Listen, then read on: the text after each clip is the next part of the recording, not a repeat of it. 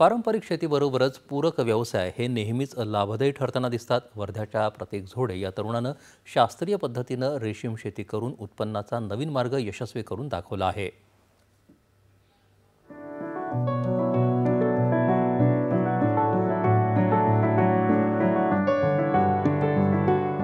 वर्ध्यामधील तरुण शेतकरी प्रतीक झोडे सध्या BSc ॲग्रिकल्चरचं प्रशिक्षण घेत आहे।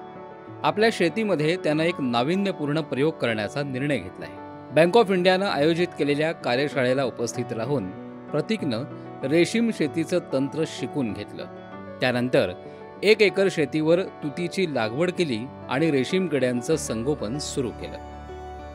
मागील 5 ते 6 महिन्यापासून रेशीम शेती हा उद्योग करत आहे। येळाकेळीला शेतीमध्येच माझं रेशीमचं युनिट आहे। याबद्दलचं प्रशिक्षण मला bank of India through RTGS रेशीम उद्योगमधून मिळालं आहे। त्याच्या पहिल्याच बॅचमधून तब्बल 30,000 रुपये तर दुसऱ्या बॅचमधून 54,000 रुपयांचं उत्पन्न सुद्धा प्रतीकला मिळालं। पुढील बॅचमध्ये उत्पन्न नक्कीच वाढेल असा विश्वासही प्रतीक यांनी व्यक्त केलाय।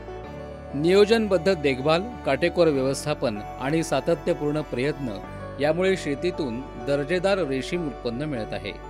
हे काम काळजीपूर्वक केलं तर हा निश्चित शाश्वत उद्योग ठरेल असा विश्वासही प्रतीक यांनी व्यक्त केलाय। ही 150 DPL ची बॅच आहे। याआधी मी 100 आणि 120 अशा 2 बॅच घेतल्या होत्या आणि आता ही बॅच सुरू आहे। आता ह्या बॅचला हार्वेस्टिंगला बस 3 ते 4 दिवस बाकी आहेत। प्रॉपर व्हेंटिलेशन, टेम्परेचर आणि ह्युमिडिटी सुद्धा मेंटेन करावी लागते। आपलं जे टेम्परेचर आहे ते 30च्या वर तर नको जायला आणि ह्युमिडिटी आपली 50 ते 70च्या मधात, 70-75च्या मधात खेळायला हवी आपली ह्युमिडिटी। जेवढं आपण व्हेंटिलेशन प्रॉपर करू तेवढी आपली अळी चांगली राहते। रेशीम शेतीसारखे पर्यायी उपक्रम परिसरातील शेतकऱ्यांसाठी प्रेरणादायी ठरत आहेत। दूरदर्शन बातम्यांसाठी उज्ज्वला घोडे, वर्धा।